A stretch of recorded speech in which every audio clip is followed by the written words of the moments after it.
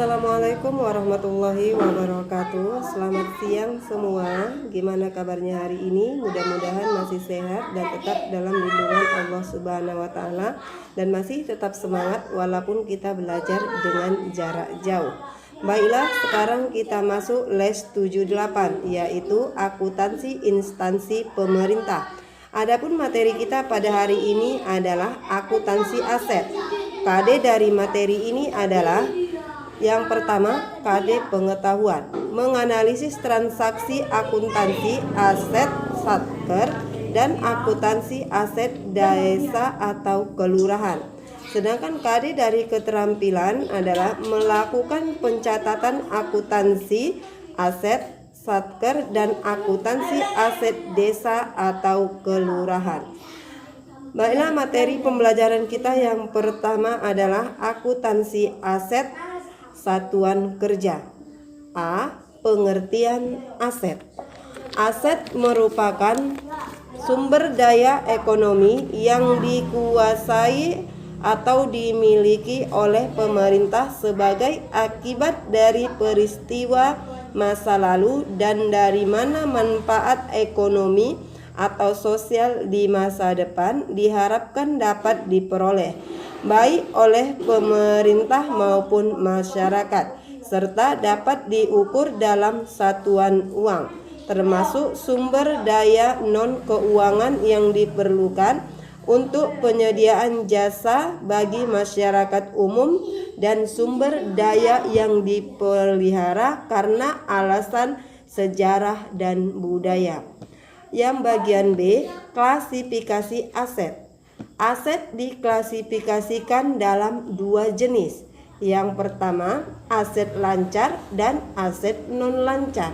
Aset lancar adalah aset yang diharapkan untuk segera direalisasikan, dipakai, atau aset yang dimiliki untuk dijual dalam waktu 12 bulan sejak tanggal pelaporan.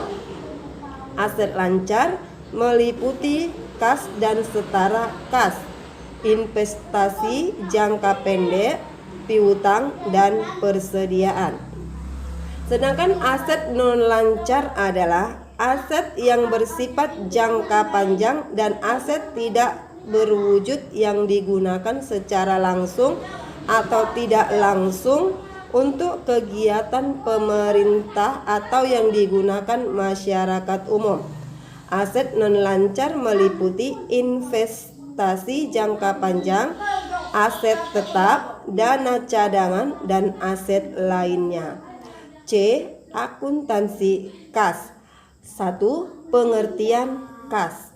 Kas adalah uang tunai dan saldo simpanan di bank yang setiap saat dapat digunakan untuk membiayai kegiatan pemerintah daerah yang sangat likuid, yang siap dijabarkan atau dicairkan menjadi kas serta bebas dari risiko perubahan nilai yang signifikan.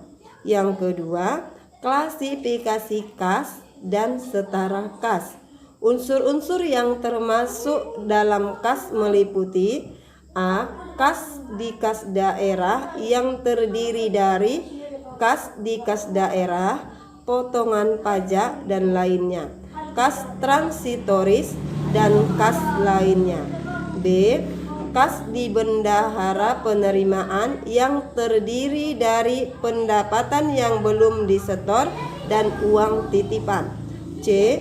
Kas di bendahara pengeluaran yang terdiri dari sisa pengisian kas UP atau uang persediaan, atau GU ganti uang, atau TU tambah uang, pajak di SKPD yang belum disetor, dan uang titipan.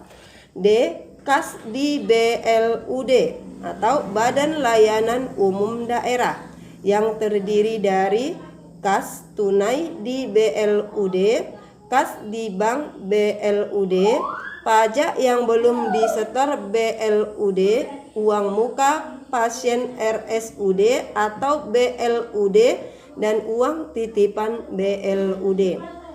Bagian E, kas lainnya.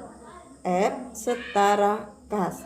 Sedangkan unsur-unsur yang termasuk setara kas adalah A, deposito dengan jangka waktu kurang dari 3 bulan, surat utang negara dengan jangka waktu kurang dari 3 bulan. Bagian B-nya.